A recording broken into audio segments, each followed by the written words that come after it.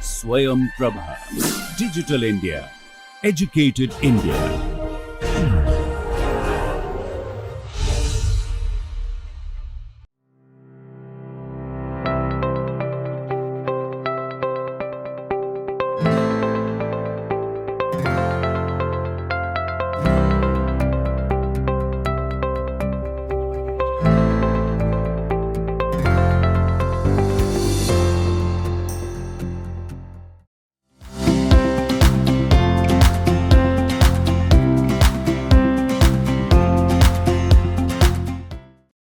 Namaskaram. Welcome to the part 3 where we'll discuss about Vedantam Lakshmi Narayana Sastry garu.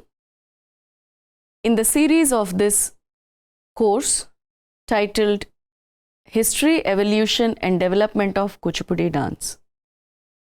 As discussed in the earlier lecture, Guru Shri Vedantam Lakshmi Narayana Sastry garu has contributed immensely to the Kuchipudi dance form, not just in terms of choreographies, but in terms of the innovative techniques that he has used to elaborate the compositions for a better understanding for the cosmopolitan audience, introducing women to Kuchipudi dance, and expanding the solo repertoire repository for the Kuchipudi dance tradition, and even for getting the popularity that the Kuchipudi dance enjoys today at the beginning stages. Many of his disciples are legendary figures and stalwarts in the Kuchipudi dance tradition, and not just gurus but also academics and researchers of the yesteryears who have paved way for the research in dance, and specifically Kuchipudi. We'll discuss all those in this lecture of Vedantam Lakshmi Narayana Sastry garu, part 3. Sastry garu not just expanded the sign base of the composition, but also the cultural base. What do you mean by this? Whenever a composition is showcased or depicted in a solo dance tradition, he expanded the sign base. We have discussed that in the previous lecture, which means the elaboration on the gestural techniques of the dance were expanded by Sastry garu. He had immense control on the vocabulary of Hastabhinaya or Sharirabhinaya or Mukhajabhinaya, which he elaborated to the maximum extent possible for a better showcase of the composition. But not just this, he also expanded the cultural base of the composition. He also focused on the cultural base. Let's say, for example, in the previous earlier lectures when I told you the dance is a voice that is given to the local identity, to the local cultural concepts. When I dance something through my dance form, I am not just talking about a story. I'm also depicting about the culture and the traditions that are there in my place.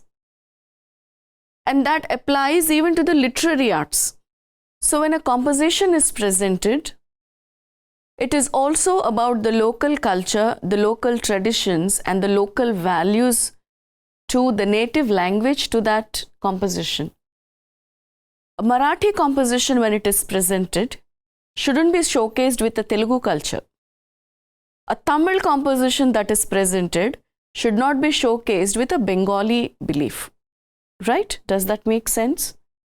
So when a certain language composition is presented, the choreographers have to keep in mind about the local philosophy, the local cultural and the traditional base of the language that is being showcased.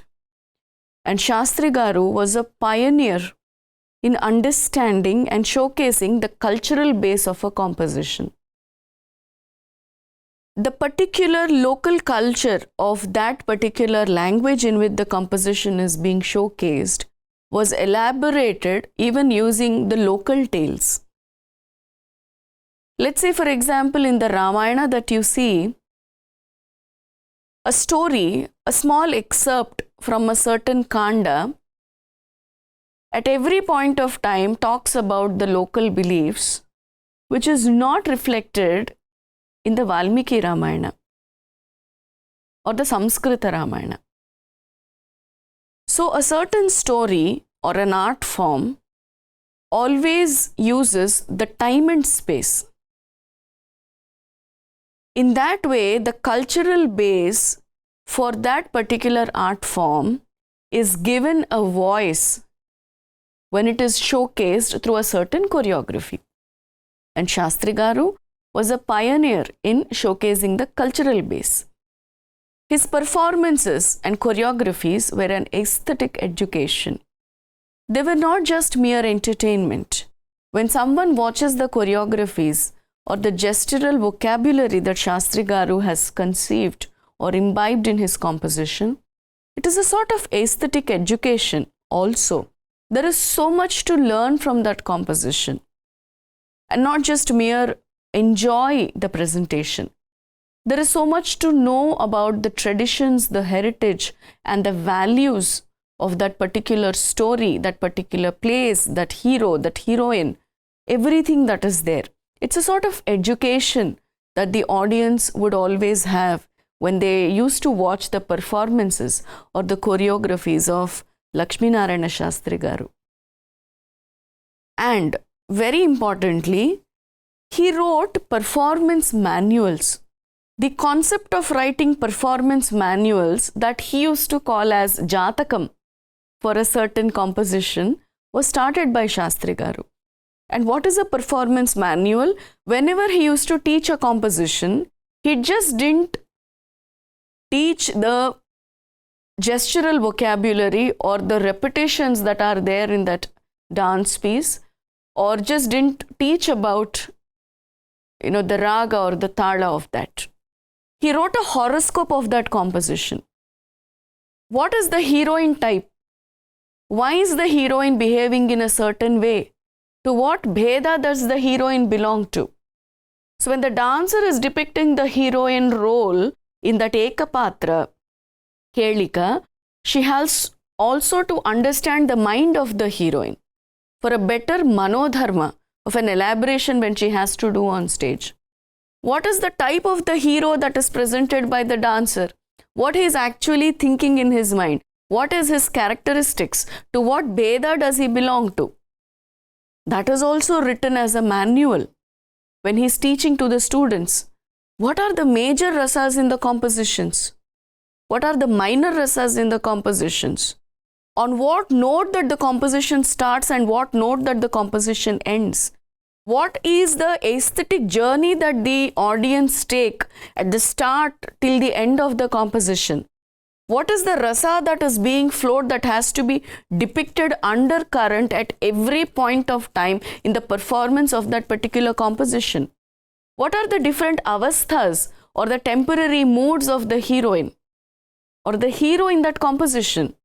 What are the vibhavas or the determinants or the bijas that have made the composition take that shape and form, or that made the heroine behave in a certain way, the hero in a certain way?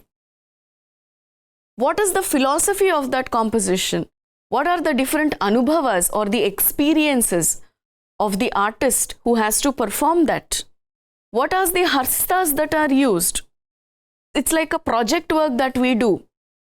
It is like a manual. So when these kind of performance manuals or a horoscope that he used to call the Jatakam of that composition, when these are made, you are not just documenting the different, or should I say the 360-degree perspective of the composition, but you are also enabling the future enthusiasts of Kuchipudi dance to also understand that.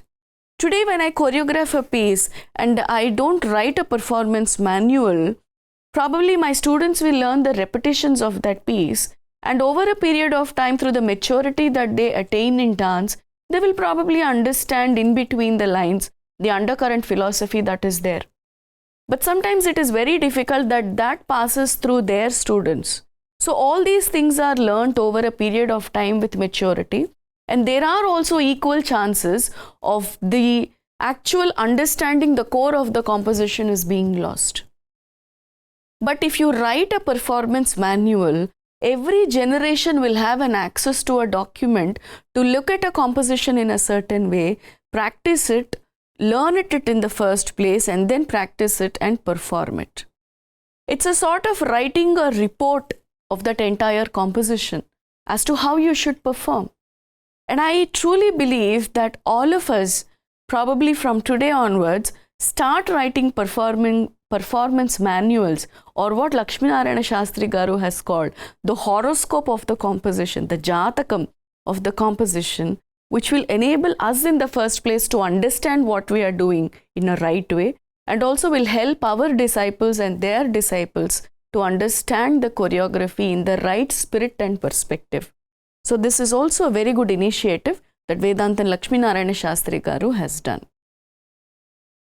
And then while he was teaching expression, especially the Mukajabhinayam or the Hastabhinayam, it is the layers of expression that he used to teach. He used to say that while you are doing dance for a certain composition, you have to understand it in these layers. What are the layers? The Padabhinayam, which means the superficial word-to-word meaning as it is written in the composition. In the very first place, you have to understand what is meant by that particular word, which applies to every word that is there in the composition. So you have to know the meaning of every word that is there, which is Padabhinayam. It is more like a superficial or a physical understanding of the composition that you are performing. And then comes the Ardhabhinayam, right? So the word has a literary meaning. But sometimes when that particular word is used, the context is different, right? So probably I can take the example of, there is a Javali called as Parulanna Mata Nammavaddu Prananayaka. So Parulu means the other people or the outside people. This is the pada meaning, the word meaning, the literary meaning. But here the heroine, when she tells her hero, Parulu Anna Mata, she is not mentioning about her neighbors or the people who are living apart from, or someone who is living beyond her house, or someone who are living in the same village. She is specifically talking about that one woman whom she is seeing as an outsider, to whom her husband is interested in. You understand? So the word Parulu literally means others. But here the heroine means it is that outsider whom you are interested. Look at her only as an outsider. Don't look at her as an insider like me. So the Ardhabhinaya is very important.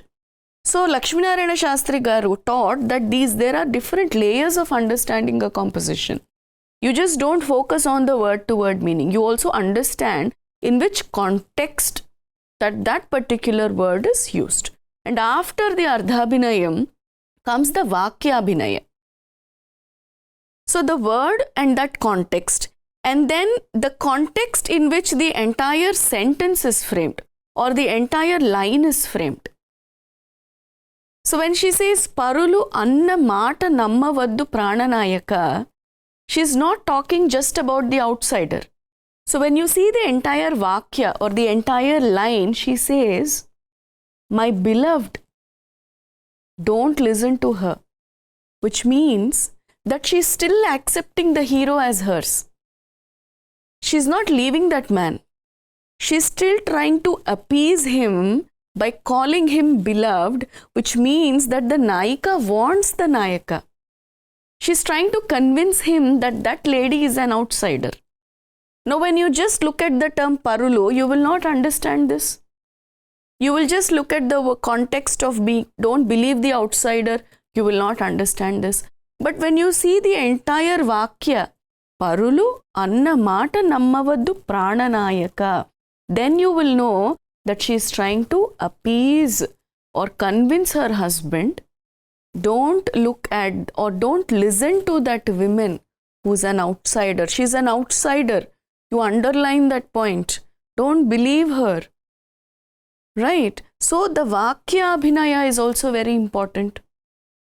So to showcase Parulu, you have to know what is actually told in that line. Then only in the first place you will know how to show the Parulu. Right?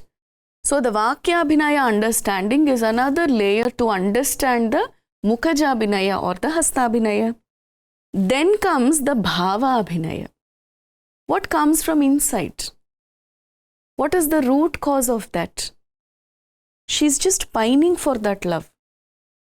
She just wants him only to herself. She is loyal, so he has to be loyal.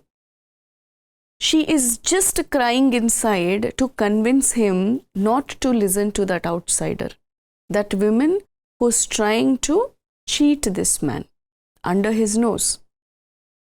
So what is the manas of that character? That also you have to understand. Not just doing, word to word meaning of a composition.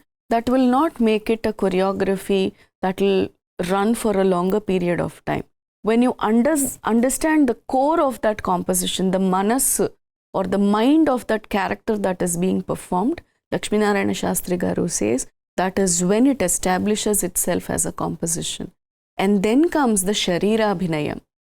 Because now you know the mind of that person whose character you are depicting through your dance, you know how to use your body as a medium to depict that character. If the character wants to fight, there is a certain body language. If the character wants to convince, there is a certain body language. Now you cannot use the body language of the Naika who just wants to fight to the character who wants to convince. Even though the Mukhaja Abhinaya you're doing is convincing, but when the body language is fighting, in the mode of a fighting, there is no justice that you're doing to the character that you're portraying. So having an entire body language being used purposefully to depict the character is very important. And when will you understand that? When you understand the mind of that character. Right? So the next layer of understanding is Sharira Abhinaya.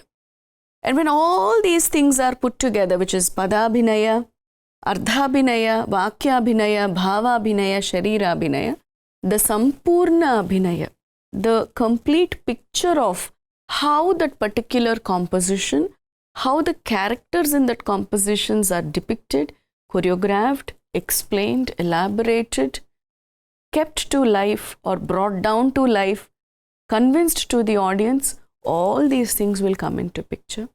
Even not just Padams or Javalis, even when you do an Annamacharya Sankirtana or a Tyagaraja Kriti, even if you know the context in which that is used, even if you know the Vakya that is used, even if you know the Pada, the Sharira, everything that is used, but if you don't understand the undercurrent bhakti that Annamacharya has for Venkateshwara, probably you will not do justice to your choreography.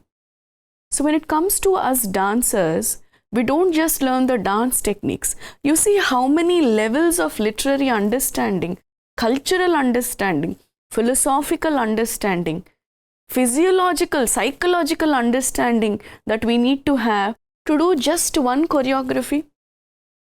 And we dancers should be so thankful to the Almighty that we are given this opportunity to learn through just one single composition so many knowledge systems which is not possible for the other art forms. So when I learn about Annamacharya, I'm learning a mythological story, I'm learning the tala, I'm learning the music, I'm learning the philosophy, I'm learning the religion, and I'm learning the context in which it is written. And at the highest point, I'm also learning what Annamacharya is actually thinking. How many will have an opportunity to do this? And at the end of the day, I am being the Naika myself. I am being Venkateshwara myself. I am being Annamacharya myself. We dancers are so lucky that we get a chance to learn all these things at the same point of time. And thanks to stalwarts like Lakshmi Narayana Shastri Garu or Vempati Master Garu or all our gurus who have followed this entire lineage for paving way for all of us to learn compositions in this way so that we are all liberated. No need to probably attain moksha at your old age, but having a mere superficial understanding of all these knowledge systems itself makes us understand how small we are. And at that point of time, when we understand how small we are, our journey of understanding the bigger things of life probably starts at step 1. So thanks to all these stalwarts who have actually paved way for us to learn things at a very major level and making us realize the small intricacies of art form that have to be kept in mind while performing, choreographing and teaching. His contributions are intensive and extensive. When I use the word intensive, it means that the contributions that he has made are so much vigorous, so fast. In just one human life, he could do so much. He learnt dance, he performed the dance drama traditions, he traveled everywhere, he created thousands of disciples, he made a repository of hundreds of choreographies for solo, initiated women, taught women, this, that, learned from Devadasis, taught Devadasis. Every single day of his life probably he never wasted. It was so intensive. It was like a yajna that these people have done these contributions. And when I say extensive, it is huge, humongous. Like the repository of the items that he has done, you have every permutation and combination to choose an item, to learn and perform. So it's not just about, acha, so this is good for the society, we'll do this. No, these people are not like that. These people are, it is good, I will do it, you learn from me and do it like that. So they're actually paving the way, they're not showing it. They're actually walking that path and making you walk along with them. It's very easy to say, do that. But you actually doing it and telling people do that, that is where inspiring people come from. And Vedantam Lakshmi Sastry garu was one among those inspiring stalwarts of Kuchipudi dance. Built a huge repository of items. Yes, we have understood that. Designed the first female costume for Kuchipudi for solo presentations. So his disciple, one Kanchanamala garu, so she was his very first female disciples, and not the very first, but one of the firsts. So Sastry garu has gotten influenced by how the Devadasis dress themselves for the performance, and how the female dancers dress in another traditions, a sort of mix and match of both, and a sort of convenience of wearing the costume for performances. All these things were kept in mind, and Sastry garu has designed the very first female costume that the Kuchipudi female dancers can wear. And the Kuchipudi dance costume that we see is a sort of a child of that mother that has come from the mind of Sastry garu with a little minor changes. The Kuchipudi costume that we are wearing now is a sort of a product of what Sastry garu has thought of, not completely. But on record, yes, Sastry garu was the very first person to design the female costume for the female dancers of Kuchipudi, and how the pleats are folded, how it should be worn, to what length it should come, that will make dance convenient for them, but still look very traditional. Because earlier in the Yakshaganas, when the men used to do the female roles, they never had a costume to wear. So they actually draped the starry in the kacha style, and they used to put their the other jewel and hairdo. So the Aharya Abhinaya was not very complicated even for the female roles. So the queens used to wear a bigger silk sari. The other minor roles used to wear a much subtle sari as a kacha. But as a dress style, as what we are wearing right now with minor changes, was first designed by Sastry garu. And let me tell you the names of a few important disciples that Lakshmi Sastry garu has taught, who are themselves big names in Kuchipudi dance. And let me tell you their names.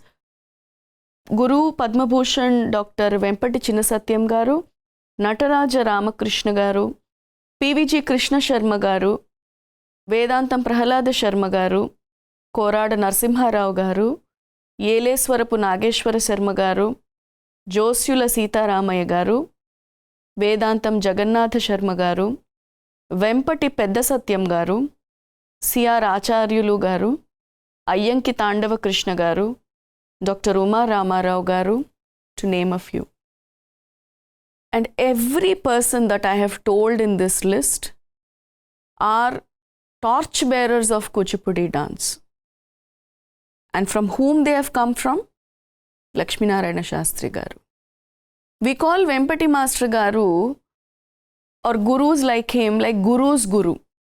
But he was actually the guru of Vempati Master garu. Today, whatever innovations that we see, whatever initiatives that we see in Kuchipudi dance, were all the brainchilds of Lakshmi Narayana Sastry garu. Even people like Uma Ramarao garu or Nataraja Ramakrishna garu, who are like the very first people to start dance research in India, were all his disciples. You see the immense urge that he has instilled as a seed in his disciples' mind, which made them do so much in their life.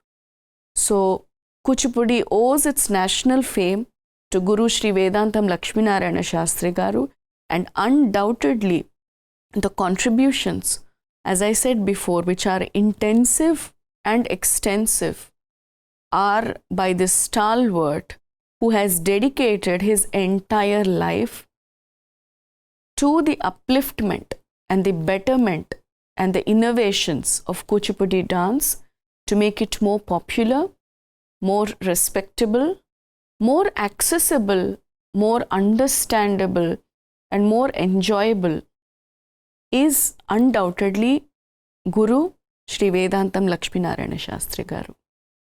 And doing prostrations at his divine feet, I end this lecture. We'll meet in yet another lecture where we'll talk about some of the famous personalities from the traditional families of Kuchipudi, apart from this stalwart. And until then, namaskaram.